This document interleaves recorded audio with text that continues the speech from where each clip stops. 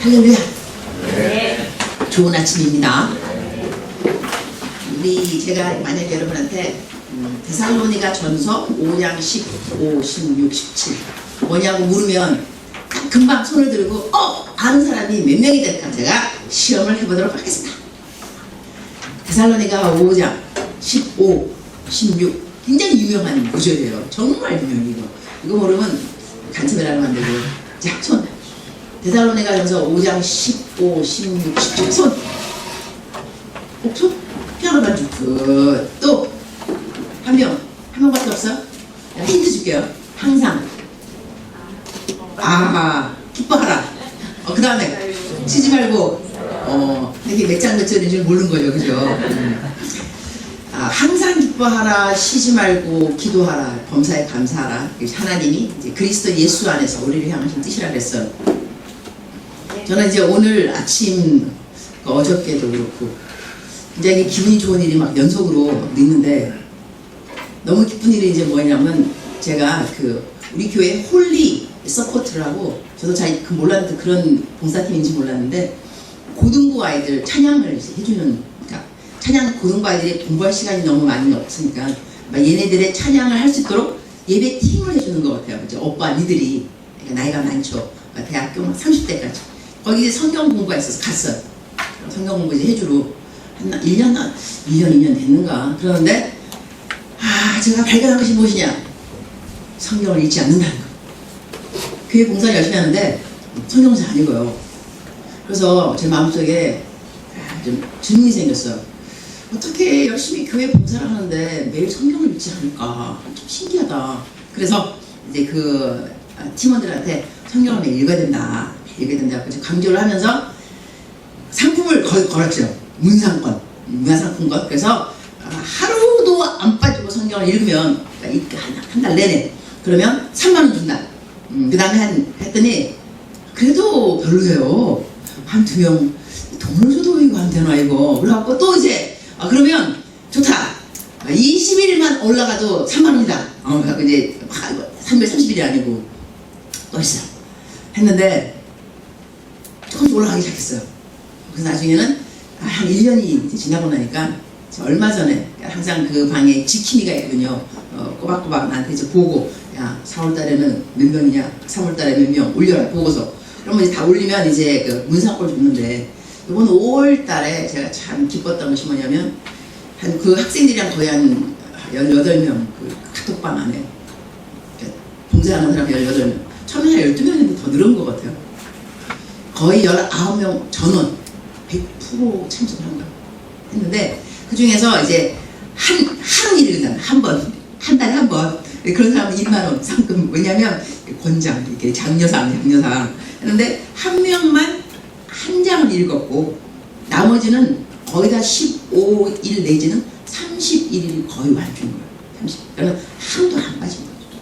그러니까 그 방을 지키는 반장이 나한테 목사님 이제 시상식 안 해도 되실 것 같아요. 우리가 성경을 읽는 자체가 습관이 된 것이 상이 아닌가 합니다. 감사합니다. 그러니까 나한테 이제 부담감을 느낀 거냐면 이 20명 되는 사람은 내가 상품권 주려면 돈이 꽤 들어갈 거 아니에요. 그래서 괜찮다. 걱정할 필요 없고 하지만 이번에는 우리 품바이 하자. 그래갖고 다 3만원하고 2만원씩 하자. 하지만은 저는 다 참석을 다 했으니까 저는 다 이게 너한테 40만원을 보내니까 문상권 할 테니까 네가 감사라 하고 이제 그렇게 이제 품바이를 했어요. 근데 이제 내 마음이 참 기뻤던 게 뭐냐면 시상을 하고 싶은 마음. 상 주고 싶어. 돈이 문제가 아니고요. 상을 주고 싶어요. 난 이럴 때 무엇을 배우냐면 하나님의 마음을 조금 배웁니다. 하나님이 얼마만큼 우리들에게 상을 주기를 좋아하시는 분인지. 조금만 잘하고. 사실 성경 읽는 거 여러분 기본 아닙니까? 성경 매일 기본으로 읽어야 되는데 왜 상을 받아? 안 읽으면 벌을 받아야 되는 거 아닌가? 벌금을 내라고 해야 되지 않아? 너 안 읽어서 벌금 내. 이렇게 되는 그럴 수도 있지만 하나님의 마음은 너 안 읽어서 벌금 내가 아니라 읽었어? 상 줄게. 일개 목사의 마음이 그러할진데 하나님의 마음은 훨씬 더하다는 것이죠. 그래서 하나님의 마음을 배워간다고 생각한다면 내가 내는 레슨비라고 생각한다면 그 문상권이 무슨 게 큰 그거겠어요. 그것도 기뻤는데 또 그 다음날이 됐어요. 그 다음 됐는데 어저께인가 또 이제 요즘에 또 이렇게 단기 선거도 뭔가 또 가야 되고 또 다 캠핑 막 이렇게 수양회 막 가고 그러니까 여러 군데서 이 후원이 필요해요. 돈이 필요하지 않은 사람은 거의 없습니다. 그죠? 그 돈을 그래서 저는 또 열심히 또 돈을 또 주고 싶어하는 사람이에요. 그래갖고 그 돈을 자꾸 주다 보니까 내가 내 은행 잔고에 얼마 남은지를 잘 모르고 그냥 열심히 이제 줬던 것 같아요. 그래서 내 그 은행 잔고를 딱 이렇게 관리하는 내 멘티가 하나 있어요. 내가 항상 바쁘다고 생각해서 인터넷 뱅킹을 내가 안 하고 내가 이제 그냥 카톡만 보내는 거예요. 누구한테 얼마 보내, 얼마 보면 이름 하면 걔가 계속 다 보내고 내가 인터넷 뱅킹 안 해요. 그러니까는 이제 내 멘티는 가끔 나한테 멘티님 얼마가 잔액이 있는지는 뭐 아시죠? 뭐 이러면서 와. 그러니까는 내가 잘 모르는 것처럼 보이는 거야. 그래서 어저께는 내가 54만 원을 어디 보내야 되기 때문에 보내라고 한 다음에 내가 잔액을 보니까 54만 250원. 그러면 내가 54만 원 내고 나면 그거는 525원. 525원이 내 잔액이 남는 거예요. 그래서 내가 얼마 안 남았구나. 달랑달랑하구나. 좀 이따가 이제 내 멘티가 저 멘토님 여기 54원 보내라는 거 보내면요 500원 남는데요. 그래서 내가 알아 했어. 그래갖고 이제 근데 딱 그날 그날 제가 요즘 그 얼마 전에 유럽 그 내 딸내미 데리고 배낭여행 가려고 그랬어요. 딸이 자기 소원이 엄마랑 유럽에 배낭여행이라고. 감사하죠. 왜냐면 친구하고 가고 싶을 텐데 엄마랑 가고 싶다는 걸. 아빠가 아닙니다. 엄마하고 단둘이 엄마하고 그래서 추억을 만들죠. 그래서 내가 마침 우리 그 기회 40도도 썼겠다. 그러니까는 퇴직금이 나올 거 아니겠어요? 퇴직금 생각하니까 뭐 될 것 같더라고요. 그래서 퇴직금을 때린다. 내 모든 퇴직금을 너와 함께 우리가 이제 배낭여행 한다. 했는데 또 찾았다가 이 사람이 계획을 세울지라도 하나님께서 발길을 인도하시는데 연합여행인데 안 됐어. 딸내면서 환불해야 되잖아요. 그래서 환불을 했더니 취소했더니 환불이 딱 어제 들어온 거야. 타이밍이 이렇게 맞을 수도 있냐고. 그래서 내가 멘티하고 야 하나님의 완전하시면 타이밍도 어쩌면 딱 오늘 환불이 들어오니 돈도 들어왔어요. 근데 이렇게 보면 하나님의 사람들은 하나님의 방법으로 재미를 느끼지 않는가 모르겠어요. 나는 게임 같은 거 몰라요. 앱에 게임이 있는 것 같아. 있는 것 같은데 또 저 지하철 타면 옆에 보면 게임하는 청년들 많이 있더라고요. 어디서 다운받는지 모르겠지만 근데 난 게임하는 걸 보면 기도해줘요. 예수의 이름으로 명하노니 게임이 영 떨어져 나갈 지어다. 말씀으로 충만할 지어다. 많이 기도해주고 그러는데 게임 같은 거 재밌으니까 하겠죠. 근데 저 같은 경우는 게임 하지 않아도 재밌습니다. 하나님하고 알콩달콩 은행에 돈이 있다가 없다가 올라갔다 내려갔다 뭐 하기도 하고 또 이렇게 사람들에게 뭐 하라 그랬는데 그 사람들이 하나님의 말씀을 지켜 행해서 어느 날에는 다 열매를 맺는 시간이 되고 이런 걸 쭉 보면서 이 참 사람이 살아가면서 행복, 나의 기쁨을 무엇으로 설정하는가도 중요하지 않나 싶습니다. 내가 내 은행에 돈이 막 쌓여가는 것을 기쁨으로 설정해 놓으면 돈이 안 쌓이면 항상 불안할 것이고 근데 저 같은 경우는 은행에 잔고가 있으면 좀 불안해요. 왜 잔고가 없지? 분명히 누구 도와줘야 되는데 누구를 안 도와줘서 이 잔고가 나온 거야. 그러니까 돈을 쌓을 생각이 별로 없으니 돈을 쓸 생각, 돈을 이제 들어오면 어떻게 써야 되는가를 생각을 하면서 살아니까 돈을 쌓아야 된다고 안 쌓으면 스트레스를 받는 사람하고는 또 레벨이 틀린 삶을 살고 있는 거거든요. 그러니 돈 걱정을 안 하고 살아가는 사람의 이것을 돈으로 산다 한다면 얼마만큼 비쌀 거겠어요. 그러니까 내가 엄청난 부자인 거예요. 왜냐하면 걱정도 없죠. 뭐 불안도 없죠. 걱정 없으려고 가서 어디 백신 한번 맞으려고 생각한다 봐요. 돈을 친다면 걱정이 없습니다. 이거 맞으면 걱정 없는데 이거 맞으려면 돈을 얼마를 내야 됩니다. 그 돈 내고 이제 예방주사 맞고 이런 거 탐욕 나쁜 거예요. 나쁜 병들. 욕심 얼마나 나쁜 병들인 거예요. 이런 병들 안 걸리려면 예방주사를 좀 맞아야 될 거 아니겠어요. 근데 예방주사 맞을 때 돈이 왜 안 들어가겠어.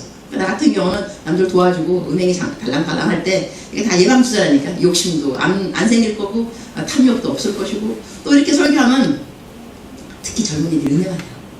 나이 좀 들으신 분들 은혜 덜 받아요. 그냥 먹고 사는 걱정이 많이 있으니까 애들은 아직까지 그런 거 없잖아. 아직은. 그러니까 좀 나는 목사님처럼 살아갈 거야 막 이렇게 다짐한다니까요. 그런 학생들 보면 그래 나를 꼭 본당해야 된다. 욕심 부리면 안 되고 베풀 줄 알아야 되고 삶으로 실천해야 되고 이것을 삶으로 실천하라고 암만 이론을 말해봐도 이제는 별로 이렇게 의미 없어요. 내가 이렇게 은행에 잔고가 달랑달랑 했다고 말을 해야 은혜가 가갖고 나도 이런 생각이 드는 거죠. 여러분 그렇게 살아야 돼요. 한다면 목사님은 은행에 잔고 되게 많아 그냥 이렇게 하면 아유 자기는 못 살면서 이렇게 말하면 이게 말에 능력이 없다니까요. 오늘 여러분들에게 나누고 싶은 말씀은 뭐냐면 설교 자체의 제목을 단다면 다른 부르심 같은 태도. 저는 제가 설교 준비할 때요, 내가 설교 제목 같은 거 만들고 혼자 나 감동받는데 다른 부르심 같은 태도. 여러분 그 마음에 감동 안 와요? 안 와도 괜찮아요. 반응이 없다고 변화가 없는 건 아니에요. 그래서 괜찮은데 다른 부르심, 사람마다 부르심이 다르다 하는 것을 느끼게 됩니다. 하나님을 믿어도 제가 지금 오늘 방금 이제 간증하면서 은행에 뭐 잔고가 달랑달랑 했는데 또 돈이 들어왔다. 나의 부르심은 은행의 잔고가 달랑달랑 할수록 남들을 도와주는 것이 나의 하나님이 부르신 부르심일수록 보내심. 그러나 모든 사람이 다 나같이 살아야 되는 것은 아닙니다. 여러분 은행에 잔고가 달랑달랑 하면 애들 학교 어떻게 보내려고, 그 다음에 또 대출한 거 돈 좀 하고 그러려면 다 달랑달랑 하면 안 되죠. 나 같은 경우는 대출 받는 거 없어요. 전 빚이 없습니다. 그 다음에 애 다 컸어요. 대학 다 졸업하고. 그러니 애 때문에 따로 돈을 세이브 필요가 없는 거예요. 그러니까 나 같은 사람은 부르심이 그냥 내가 있는 것을 다 남주고 살아도 괜찮게끔 하나님 저를 불러주신 것이죠. 마가복음 5장에 보게 되면 어떠한 이야기가 나오냐면 군대에 귀신이 들어간 사람이 나와요. 하도 귀신이 많이 들어가니까 예수님이 나는 어떨 때 예수님 참 너무 겸손하신 것 같아요. 너 이름이 뭐냐? 이름 모르시겠어요. 군대 귀신 들어가면 다 알 텐데도. 그래도 이야기 하시잖아, 그죠? 그러니까 말 같지도 않은 사람, 상대도 안 되는 사람하고도 이야기해주는 예수님이 아닐까? 그런 생각도 들어요. 뭐 물어보냐고. 근데 또 물어봐야 대화가 오고 갈 거 아니야. 군대, 무리가 많아서 군대다. 나가라 그랬어요. 나갔죠. 귀신이 나간 거예요. 그러니까 이제 귀신이 나간 사람이, 그 사람이 깨끗한 정신이 된 거 아니에요. 그 사람이 주님한테 말하는 거죠. 주님, 내가 주님과 함께 따라가겠다. 주님 따라가겠다. 응? 내가 주님이 가신 곳에 따라가겠다. 그런데 따라오겠다고 하는 이 사람에게 주님이 말씀하세요. 따라오지 말라고. 니네 집으로 가. 집으로. 너 집에 가서 너의 가족에게 너에게 일어난 이 어마어마한 멋있는 하나님께서 하신 일을 이야기해라. 네 가족에게. 보내심이 가족에게 있습니다. 돌아가라는 거죠. 자, 근데 또 어느 한 사람은 주님께서 따라오라고 그럽니다. 근데 이 사람 하는 말이 아버지가 돌아가셨다고 합니다. 그죠? 그러면서 가서 장사를 지내고 오겠다. 근데 주님이 하시는 말씀은 죽은 자는 죽은 자로 장사하게 하고 너는 나를 따라오라. 이 사람은 가족에게 보내심 받은 사람이 아니고 가족은 팽겨치고 너는 나를 따라오라입니다. 이 틀리죠, 또 보내심이.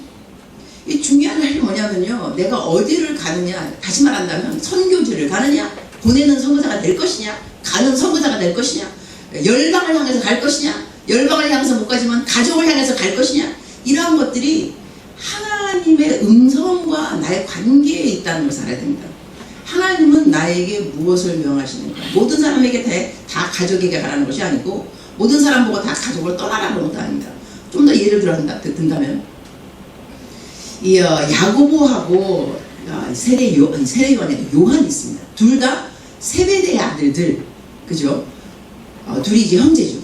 근데 어머니가 와서 이렇게 말해요. 예수님, 주님한테 하늘나라 가시면 그 보좌 오른쪽에 내 그 아들, 왼쪽에 내 또 다른 아들, 다 아들들 다 올려달라고 어머니 치맛바람인 거죠. 막 했어요.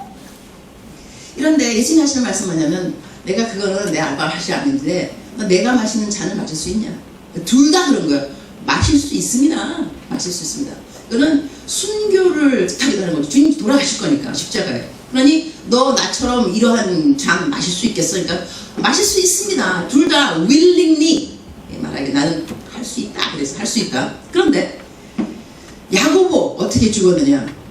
칼에 목을 베어서 첫 번째 순교자가 야고보입니다. 죽었습니다. 순교. 그런데 똑같이 그 잔을 마실 수 있다고 했던 요한은 끝까지 사는 사람이 요한입니다. 담보섬에서 전세를 의하면 가마솥에 집어넣는데도 안 죽었다는구만. 그러니까 그 순교를 안 당하는 거예요. 그냥 제일 오랫동안 평상시 그냥 평범하게 제명에 살다가 죽은 사람은 요한인 거예요. 보세요. 똑같이 하나님한테 주님 앞에 헌신을 약속했습니다. 맹세했습니다. 그 잔을 내가 마실 수 있습니다.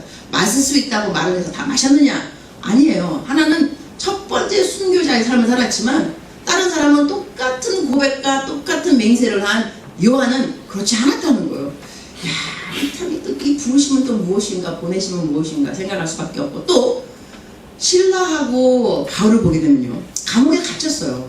감옥에 갇혔는데 사람들이 뭐 기도했겠죠, 그죠? 그러니까는 뭐 우리 또 좋아하는 그 성경 구절이 그잖아. 그들이 기쁨과 감사로 찬양을 했더니 감옥 문이 열렸다 막 이러면서, 이러니 우리가 환난 가운데 있을 때 기뻐하고 막 찬양해라. 좋습니다. 그렇게 했더니 감옥 문이 열렸는데 바울은요 감옥 밖으로 안 갔어요. 문이 열렸음에도 불구하고 나가야지. 안 나갔어요. 안 나가고 대신에 거기 지키던 간수, 그 가정이 신방가잖아요. 그 밤에 야밤에, 그죠? 가갖고 복음을 증거한 다음에 너와 너 집이 주 예수를 믿으라. 그래야면 너와 너 집이 구원을 얻으리라. 그 어마어마하게 멋있는 말씀이 그때 그 장면에서 창조된 거 아니에요. 주 예수를 믿으라. 그래야면 너와 너 집이 구원을 얻으리라. 너무 멋있어요, 그죠? 근데 그 일이 생겼는데 베드로를 보자 이거예요. 베드로도 복음 전파하다가 감옥에 갇혔어요. 그 사람들이 막 기도했겠죠? 감옥 문이 열렸어요, 그죠? 이 베드로는 나왔어요. 나와서 무슨 일이 생겼느냐? 베드로를 지키던 간수가 목을 뺐어요. 못 지킨 거니까 제수를. 그래서 사형당했어요. 왜 어떻게 똑같은 상황, 거의 비슷한 상황이잖아요. 복음을 전파하다가 감옥에 갇혔는데 누구는 문이 열렸다고 밖으로 나가고, 누구는 안 나가고, 누구는 그래서 간수가 구원을 받고, 누구는 간수가 사형을 당하고. 주야, 이 어찌 이런 일이. 또 딴 거 볼까요? 노아는 이 세상에 저주가 온다고, 심판이 온다고 자기 가족을 싹 데리고 방주로 들어갔어요. 그죠? 세계를 구원하지 못했습니다. 자기 가족 구원했습니다. 방주에서. 사무엘을 볼까요? 막 돌아다니면서 열심히 이스라엘 백성들을 가르치고 치리하고 도와주고 권면하고 상담하고 고쳐주고 그랬겠죠. 자기 아들들 잃었습니다. 전 백성, 이스라엘 백성을 향하여서 보내심 받아서 그들을 구원했었는지는 모르겠으나, 그들을 도와줬는지 모르겠으나, 그들의 아들들은 폐역한 자식들이 되어서 사무엘의 그 뒤를 잊지도 못했잖아요. 이러한 일이 생기고, 이것뿐일 것이냐? 또 느헤미야, 에스라 보게 되면 느헤미야는 예루살렘을 새로 재건설한다고, 이게 거기까지 가기에는 위험하다. 그래갖고 조서를 부탁하잖아요. 왕들 하고 조서를 주시면 이 조서를 가지고 가는 동안에 내가 보호함을 받으리라. 조서를 받았습니다. 기도한 거죠. 에스라, 하나님의 백성으로 존심 나간다. 왜 하나님의 백성이 조서는 조서냐? 싫다. 우리는 기도하고 그냥 간다. 금식하고 그냥 갔어. 하나님이 그 기도도 들어주셨어. 그럼 어떻게 생각해요?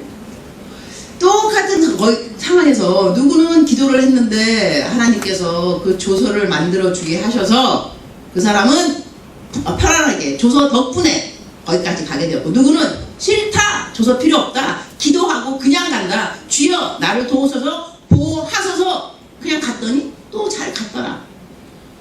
이러한 일련의 일들을 좀 보게 되면요, 우리 삶에 내가 하나님이 나를 어디로 부르는가에 대해서 좀 알 필요가 있구나 생각하게 됩니다. 사람마다 다 그러니 선교사는 아니라는 겁니다. 가는 선교사가 아니고, 마찬가지로 가지 않는다 한다면 이제 보내는 선교사. 내가 돈을 번다. 이것을 벌어서 어떻게 쓸 것인가. 이러한 것들에 대해서 하나님이 내가 갖고 있는 돈에 대한 부르심, 내 직장에 대한 부르심, 교회에서는 내 사역에 대한 부르심, 이러한 부르심에 나는 어떠하게 반응을 할 것인가. 그런데 부르심은 이렇게 다 다를지라도 똑같은 태도가 필요하다는 것입니다. 내가 어디로 부르심 받던지 간에, 돈을 다 쓰는 사람으로 부르심을 받던지, 10%만 쓰는 사람으로 부르심을 받던지, 가는 사람이 되든지 보내는 사람이 되든지, 직장에 남아있든지 기도를 하든지 시집을 가든지 시집을 안 가든지, 그죠? 이 모든 부르심에 대해서 다 사람마다 조금씩 부르심이 틀릴 수 있지만, 그래서 그 부르심에 대해서 비교할 필요도 없는 것 같습니다. 왜 나는 여기에 있는가? 왜 너 그대는 거기에 있는가? 그러한 부르심에 대한 비교도 필요 없고, 하나님이 나에게 세우신 자리에 내가 있는가, 그 확인은 항상 필요합니다. 아멘. 이제 그 확인은 하나님하고 나의 관계에 있습니다. 우리가 기도를 해볼 때 마음속에 평강이 있는가, 즐거움이 있는가. 자, 그렇다면 부르심은 다르지만 어떠한 태도가 동일해야 되냐면 항상 기뻐하라. 내가 있는 상황에서 나는 기뻐하는가. 이것은 중요합니다. 이것이 하나님께서 나를 보내신 곳에 대한 확신 중에 하나는 뭐냐면 내가 있는 그 자리에서 나는 기뻐하고 있는가를 스스로 검사해야 됩니다. 내가 있는 그 자리가 기쁘지 아니한다면 그것이 점검돼야 됩니다. 왜 나는 이 자리가 기쁘지 않은지, 그러면 다른 자리에 가면 기쁠 것인지, 다른 보내심이 있는데 내가 여기에 와 있기 때문에 기쁨이 없는 것은 아닌지, 어쨌든 하나님이 나에 대해서 부르심 대한 확인을 마음의 기쁨으로 주실 때가 있다는 것이죠. 내가 있는 그 자리가 기쁘지 않다면 거기에 왜 있냐고. 하나님의 뜻은 항상 기뻐하라인데 내가 기뻐할 수 없는 그 자리에 있다는 것은 이것은 사명이 아니라 내가 그러면 돈 때문에 있는 건 아닌가? 직장? 이거 내가 먹고 살아야 되니까. 우리 인생의 목표가요, 먹고 사는 그 자체에서는 절대 그것으로 그냥 딱 국한되면 그건 좋지 않습니다. 왜냐하면 우리 예수님 믿는 사람들은 먹고 사는 것 때문에 부르심 받지는 않습니다. 그러니까 첫 번째 아주 중요한 것은 뭐냐면 먹고 사는 것 때문에 부르심 받은 것이 아니고 우리 예수님 믿는 사람은 누구라도 복음의 통로가 되라고 부르심입니다. 복음의 통로. 근데 그 복음의 통로가 되는 그 자리가 어디 있는가, 이것이 보내심의 틀린 것이죠. 거기에 목적이 틀린 것은 없습니다. 모든 사람의 목적은 동일합니다. 복음의 통로. 내가 돈을 벌어도 복음의 통로. 내가 돈을 안 벌어도 복음의 통로. 내가 있는 자리가 복음의 통로인 자리. 이것이 중요하기 때문에 그 자리가 기쁘지 않는다면 물어봐야 됩니다. 장로하기를 내가 여기에 왜 있지? 왜 이게 기쁨이 없는 것일까? 내가 하는 일 왜 기쁨이 없는 것일까? 하는 일 자체가요, 복음하고 직접 연결이 안 될 수도 있습니다. 하지만 그렇다고 해서 그것이 보내심이 아닌 것이 절대로 아니고, 그 다음에 복음의 통로가 아니라는 법도 없어요. 내가 복음하고 직접 통로가 안 된다고 해서 왜 통로가 아니겠어요? 내가 간접 통로도 통로인 것이죠. 그러나 하나님께서 나에게 간접 통로로 사용하시는지 직접적인 통로로 사용하시는 것이 물질의 통로인 것인지 아니면 기도의 통로인 것인지 아니면 내 노동, 내 육체, 내가 몸으로 하는 거, 내 머리로 싸우는 거, 내 머리 아이디어 뱅크, 그 다음에 프로젝트 그대로 움직이는 거, 이 모든 것들이 복음의 통로가 될 텐데, 하지만 근데 그 통로되는 그 과정에 내가 있다 한다면 나에게 기쁨이 있냐 이거죠. 기쁨이 없단다면 기도를 좀 해야 됩니다. 주님, 왜 기쁨이 없습니까? 성경 말씀에 분명히 말씀하시기를 항상 기뻐하라. 쉬지 말고 기도하라. 범사에 감사하라. 이는 그리스도 예수 안에서 하나님이 너를 향하신 하나님의 뜻이라 그랬으니 내 삶에 하나님의 뜻이 이루어지기를 정말 소원한다면 그것이 하나님의 뜻이냐 아니냐를 가릴 수 있는 가장 기본적인 기준, 그것은 뭐냐면 내에게 기쁨입니다. 내 마음의 기쁨. 근데 이 기쁨은 그냥 일이 잘 돼서 기쁜 건 아닙니다. 그래서 기쁨이 아니고, 기쁨이라는 것은 within, 내 마음 속에서 우러나는 것을 기쁨, rejoice. 성경 말씀은 be happy all the time. 항상 행복하라는 말이 없고 rejoice, 항상 기뻐하라 이 말이 나옵니다. 항상 happy, 행복하라. 이것은 happiness가 어원입니다. 그러니까 happening, happiness의 어원은 happening. 어떤 일이 일어남으로 말미암아서 내가 행복하냐 불행하냐, 일 때문에 일, happiness, happening. 하지만 rejoice는 within, 내 마음 속에서 우러나는 것을 말합니다. 이 우러나는 기쁨은 뭐냐면 구원과 연결되어 있습니다. 내가 암만 힘들어도, 내가 암만 아파도, 돈이 없어도 내가 잃지 않는 것은 구원. 구원은 항상 나와 함께 있습니다. 이 구원 때문에 우리는 늘 기쁠 수가 있습니다. 늘 행복하지 않을 수는 있지만 그래도 항상 기쁠 수 있는 것은 구원의 감격입니다. 내가 참 구원받았다. 내가 오늘 내 친구하고 내가 싸워도 내가 오늘 죽으면 천당 갈 거니까. 내가 오늘 돈이 없어도 월급이 그냥 딱 50% 깎여도 그래도 하여튼 간에 난 천당 간다고. 이거 상관없어요. 그러니 항상 기뻐하는 것이 가능하다는 거죠. 그러니 오늘 여러분이 기쁨을 회복하는 시간이 되기를 축원합니다. 여러분 하는 일에 자신감이 있어야 됩니다. 당당함과 보람을 느낄 줄 알아야 됩니다. 내가 하는 이 일이 하나님이 기뻐하시는 일이고 하나님이 보내신 자리에 내가 순종해서 이 자리를 지키고 있는가. 이 기쁨을 여러분 빼앗기면 안 됩니다. 왜냐하면 성경에 The joy of the Lord is my strength. 여호와를 기뻐하는 것이 나의 힘이라 그랬습니다. 돈이 나의 힘이 아닙니다. 건강도 나의 힘이 아닙니다. 여호와를 기뻐하는 것이 하나님이 기쁘면은요 힘이 생기게 돼 있습니다. 근데 그 하나님을 기뻐하는 것은 여러분이 사랑을 해야 됩니다. 하나님을 사랑하면 하나님이 기쁘시는 겁니다. 사랑하는 사람은 보기만 해도 그냥 기쁜 겁니다. 하나님에 대한 생각, 하나님 너무 좋다. 그러니까 우리가 너무 다른 거에 집중을 많이 하니까 하나님이 덜 기쁜 거예요. 암만 일이 힘들어도 그래도 하나님에 대한 집중은 필요합니다. 왜냐면 거기서 힘이 생긴다니까요. 여호와를 기뻐하라. 그리하면 여호와가 rejoice. 항상 기뻐하라. 그 말하고 또 여호와를 기뻐하는 것이 우리의 힘이 된다 했으니 일단 저희가 부르심은 틀려도 내가 있는 일 하는 것이 다르다 할지라도 동일한 태도 항상 기뻐하라. 그 다음에는 쉬지 말고 기도하라. 내가 하는 일에요. 하나님이 그 일에 기도를 필요로 한다면 그것은 하나님의 뜻이라고 생각하면 됩니다. 그래서 하나님의 뜻이냐 아니냐 알아볼 때 이 일 때문에 나는 기도하는가, 이것을 나로 하여금 기도하게 만드느냐 하나님의 뜻입니다. 왜냐면 내가 기도하니까 항상 쉬지 말고 기도하라. 기도를 안 하면 안 되는 상황이니까 기도를 해야지. 그건 하나님의 뜻인 거예요. 이거 하나님의 뜻이냐 아니냐? 그것 때문에 요즘 기도하셔서 기도 요즘 너무 열심히 해요. 하나님 뜻이에요. 그 다음에 그 일이 안 돼도 하나님 뜻을 이룬 거. 왜냐면 그녀는 기도를 했잖아. 기도를. 하나님이 중요시 여기는 것은 그 일이 잘 되고 안 되고가 아닐 수 있습니다. 하나님의 관심은 우리들의 삶의 그 실패와 성공이 아니셨습니다. 하나님 우리를 향한 그 관심은 네가 나한테 기도했냐 안 했냐 그거예요. 네가 나한테 와서 관계를 맺었느냐 안 맺느냐, 하나님하고 시간을 내가 보내는 것을 마음속에 사모했느냐 안 했느냐, 이것이 하나님의 관심인 것이. 그것 때문에 그 일이 뭐 성공했다 안 했다. 하나님은요 모든 것을 가지신 분입니다. 아멘. 모든 것을 가지신 분이, 여러분이 우리가 하나님한테 뭐 물질을 올려드린다면 뭐 얼마만큼 올려드리면 주님께서 감동받으시겠어요. 이 땅에 충만한 모든 것이 하나님 것이고 은도 내 것이고 금도 내 것이고 다 하나님 것이랬는데 또 우리가 조금 뭐 드렸다고 하나님이 감동받으시겠어요. 그리고 뭐 지식?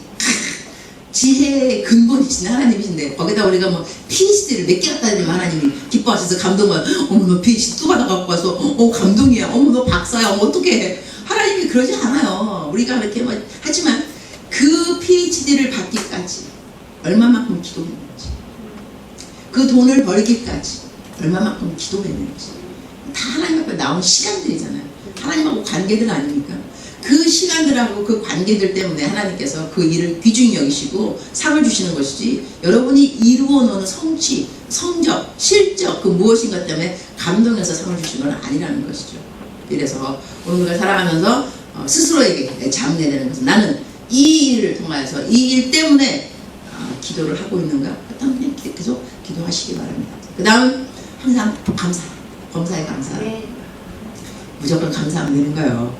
이게 주님의 뜻인가 아닌가? 감사했으면 주님의 뜻인 거예요. 너무 쉽죠? 그러니까 하나님의 뜻을 가린다는 것이 어떻게 보면 너무 쉬운 것 같아요. 왜냐하면 일을 하면서 그냥 보는 거예요. 이 일을 통하여서 나는 기도하고 있나? 이 일을 나는 기쁘게 하고 있나? 이 일 때문에 나는 감사하냐? 그럼 주님의 뜻입니다. 남자친구 사귈 때도 간단하겠네, 그죠? 이 사람인데 장차에 배우자가 내 것이 아니야. 만났는데 기쁘냐? 이 남자 때문에 기도하게 되느냐?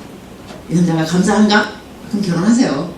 뭐 그렇게 감동들이 별로 없으신 거 보니까 이렇게 결혼할 마음들이 거의 없으신 것 같아요. 그러니까 우리들의 삶에 이렇게 하나님의 뜻 분별하는 것도 어떻게 보면 성경적으로 본다면 어렵지 않은 것은 이 상황에서 나에게 기쁨이 있는가? 그러나 알아야 되는 것은 우리가 보내심은 다를 수 있다는 것을. 보내심, 모든 사람이 다 똑같은 보내심이 아니라 할지라도 있는 그 자리에서 나는 오늘 기뻐하고 있는가? 나는 오늘 이 일을 맡은 일들 때문에 나는 기도를 하고 있는가? 그 다음에 나와 함께 하고 있는 모든 사람들, 환경, 또 모든 것을 나는 in all your circumstances. 영어는 이렇게 되어 있습니다. 모든 환경에서. 한국말은 범사에 in all your circumstances. 모든 상황에서 당신은 감사를 하라. 감사를 하다 보면요, 이 감사가 이루어지지 않은 그 어떤 일도 이루어졌다고 여기게 하는 그 믿음을 또 줍니다. 그래서 그냥 단편적으로 딱 볼 때는 실패구나, 상실감에 들어갈 만한 것들도 감사를 하다 보면 하나님의 눈으로 그 일을 보게 됩니다. 하나님께서 이 일을 허락하지 아니하셨으면 이것 때문일 수 있겠구나 하면서 하나님의 마음으로 바꾸어져 가면서 환경에서 나는 벗어나는 환경 그 위에서 더 크신 하나님이 나를 향하신 사랑을 조금이나마 깨닫게 된다는 것이죠. 이렇게 하면서 저희들은 성숙을 이루어가는 것입니다.